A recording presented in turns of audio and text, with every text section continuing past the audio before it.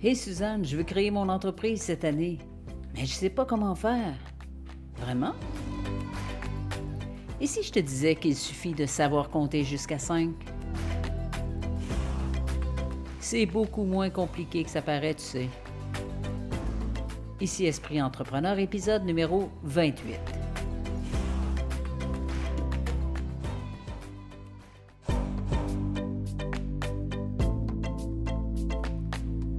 Hey, bonjour et bienvenue sur le podcast Esprit Entrepreneur. Un podcast où on va parler ensemble d'entrepreneuriat, de leadership personnel, mais surtout de tout ce que ça prend pour créer ton entreprise. Ici Suzanne Rondeau, ex-salariée, motivée, ultra performante et enthousiaste au travail. Avant, je donnais tout mon temps pour réaliser le rêve de quelqu'un d'autre au lieu de m'occuper de mes propres rêves. Parce que mon rêve à moi, ça a toujours été de travailler à l'étranger, de servir, d'aider, de changer les choses, être et devenir un véritable agent de changement. Tu sais, pendant des années, d'emploi en emploi, je me suis questionné sur le vrai sens de ce que je voulais atteindre, sur mes vrais buts. Et un certain 31 décembre et des milliers de questions plus tard, une réponse est montée. C'est le temps de donner vie à tes rêves. Maintenant, au lieu d'être une salariée efficace et performante, je suis devenue une entrepreneure heureuse et c'est par l'entrepreneuriat que je me réalise le plus. Alors, si toi aussi tu te questionnes, est-ce que je dois me lancer? Est-ce que j'ai ce qu'il faut pour démarrer une entreprise? Comment savoir si ça va marcher? Par où commencer? Tu es au bon endroit, mon ami. La mission du podcast Esprit Entrepreneur, proposer des astuces et des moyens d'action pour démarrer et propulser ton activité, pour que toi aussi tu puisses vivre tes rêves. Alors, si tu es un entrepreneur ou que tu penses à le devenir, le podcast Esprit Entrepreneur, c'est exactement pour toi. La liberté et les rencontres sont les deux moteurs de ma vie et c'est l'essence d'Esprit Entrepreneur. Yes! Hey, bonjour et bienvenue pour un autre épisode du podcast Esprit Entrepreneur. Wow, comment ça va aujourd'hui? J'espère que vous passez une excellente journée, que les choses tournent rondement et que tu te sens prêt pour un autre épisode. Je l'ai partagé sur les réseaux sociaux récemment et ce mois-ci, tous les podcasts ont pour but d'aborder un des aspects de la création d'entreprise. Plusieurs entrepreneurs m'ont fait part qu'ils voulaient démarrer leur activité en 2023, alors reste à l'écoute parce que dans l'épisode d'aujourd'hui, on va parler des 5 étapes pour créer ton entreprise. Alors, merci beaucoup d'être là et si l'épisode te plaît, n'hésite surtout pas à le partager. Le podcast Esprit Entrepreneur est disponible sur Google Podcast, YouTube, Spotify et bien sûr sur mon site web srondocoach.com. Alors, on démarre ça maintenant. Si l'entrepreneuriat est une expérience enrichissante, c'est aussi un parcours exigeant.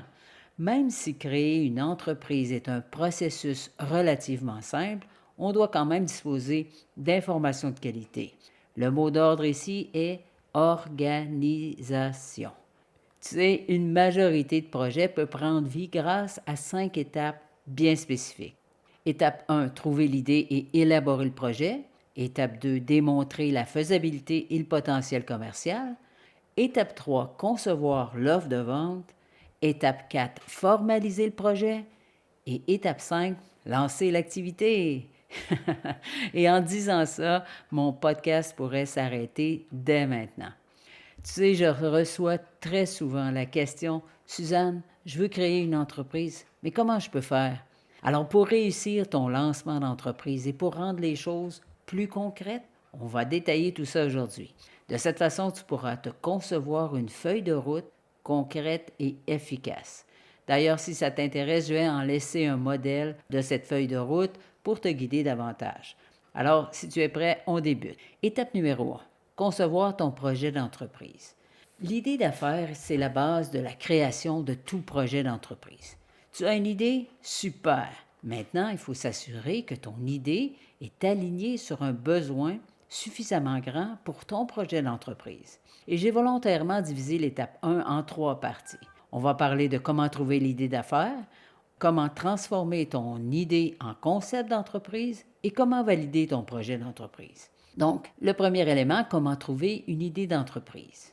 Une bonne idée d'affaires, ça répond à un problème, à un désir, à un besoin par un groupe de personnes qui deviendront éventuellement tes clients. Si ton idée est viable financièrement, qu'elle est réalisable et qu'elle peut générer des profits, alors elle mérite d'être étudiée. Pour évaluer ton idée, j'ai quelques questions. 1. Quel problème est résolu par ton idée? 2. À qui s'adresse ta solution à ce problème? Donc, qui peut être ton client idéal? Et 3. Comment vas-tu concevoir ton offre? Comment vas-tu vendre? Par quel canal? Alors, avant de te lancer dans cette phase, je te suggère de comprendre tes motivations à vouloir créer une entreprise.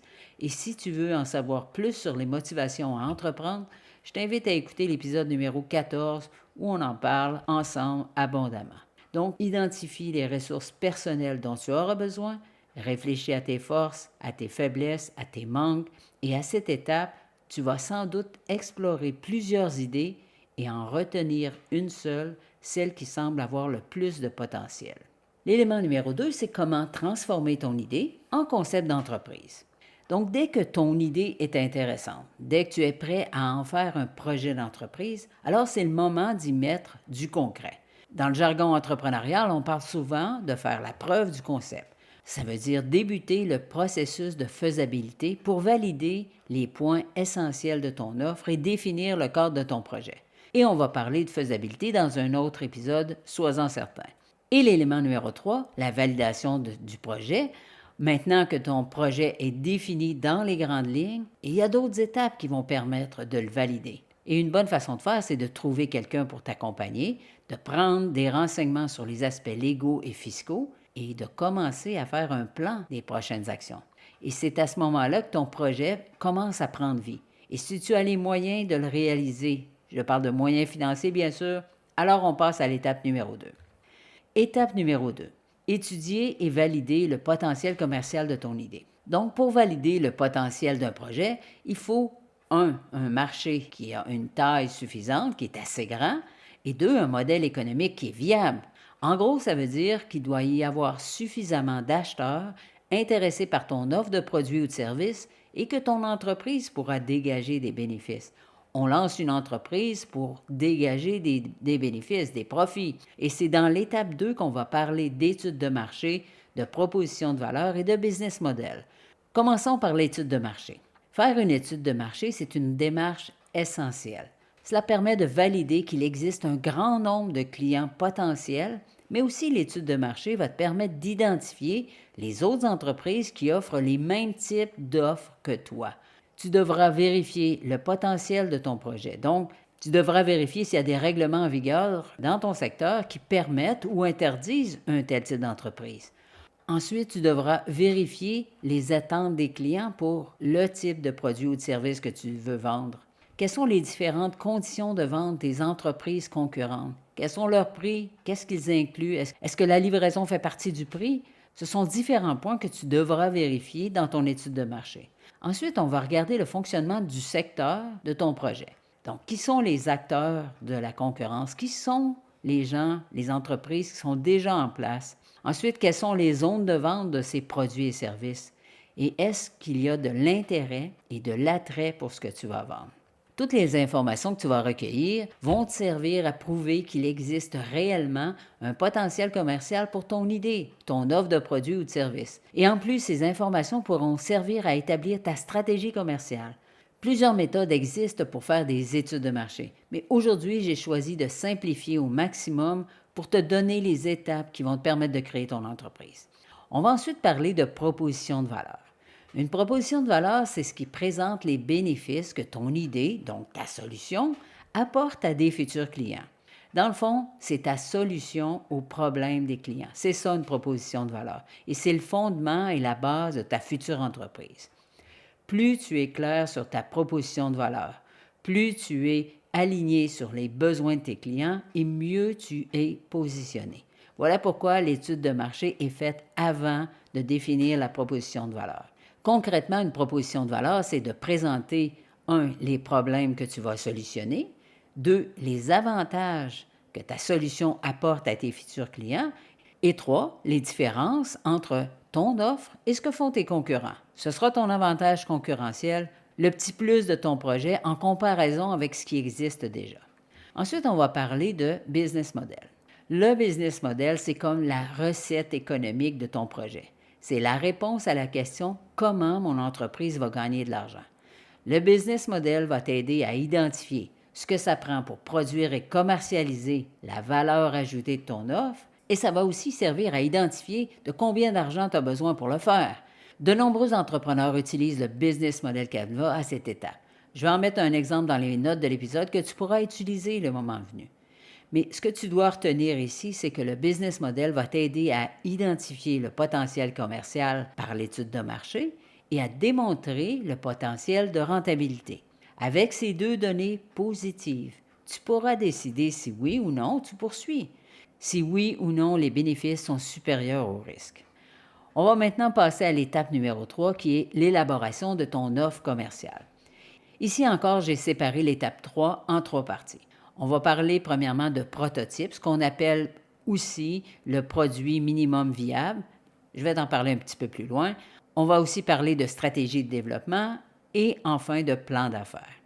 Élaborer ton offre commerciale, c'est une étape clé dans ton projet d'entreprise. En fait, ça consiste à démontrer les qualités, les fonctionnalités, les services, les délais pour produire, la logistique qui est requise pour commercialiser ce que tu vas vendre, mais aussi de prendre connaissance du comment sera produit ce que tu désires vendre.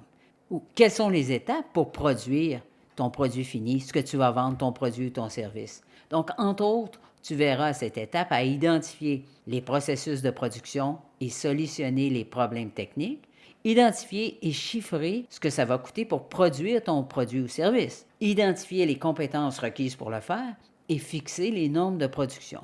Ça fait beaucoup de données, je suis très consciente, mais on va y aller étape par étape. On va parler premièrement du prototype et du produit minimum viable.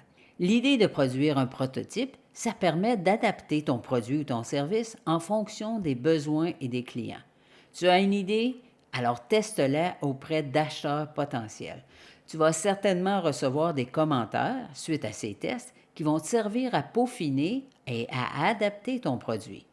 Le but du prototype, c'est de valider l'intérêt commercial, de s'assurer que ton produit et service répondent vraiment à un besoin, de trouver les meilleures fonctionnalités et d'améliorer la conception tout en réduisant les coûts pour être aligné directement sur ce que veut le marché.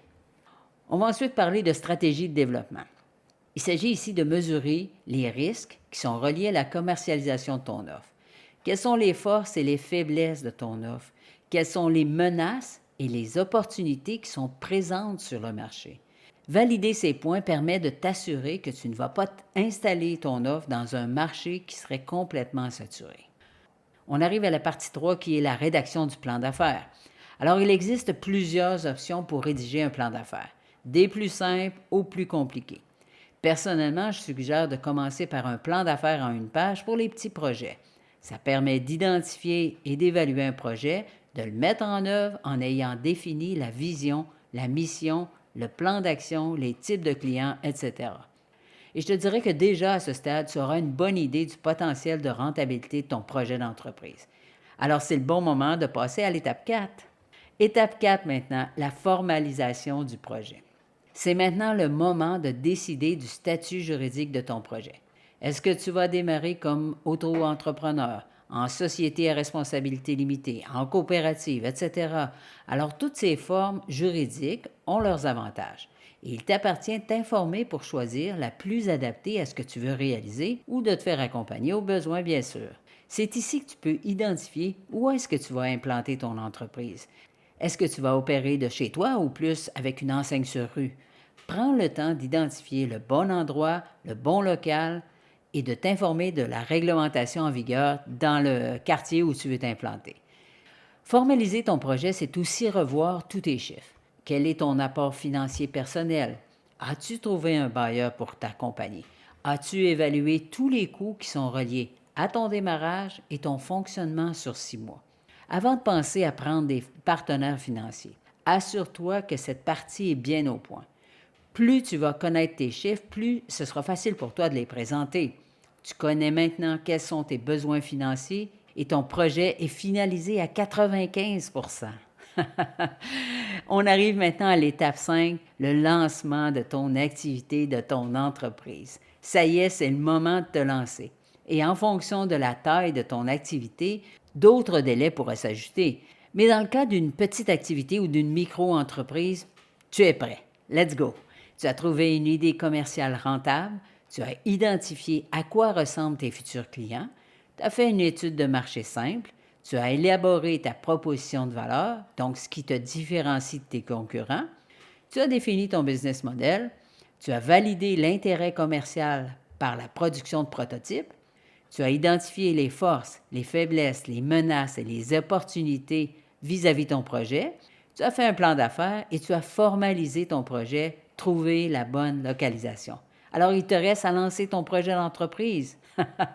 Trouve les meilleurs fournisseurs pour les matières premières, mets en place des canaux de vente, planifie ta visibilité, tes réseaux sociaux et communique au monde ton projet. Ça y est, c'est le moment. Vas-y, n'attends plus.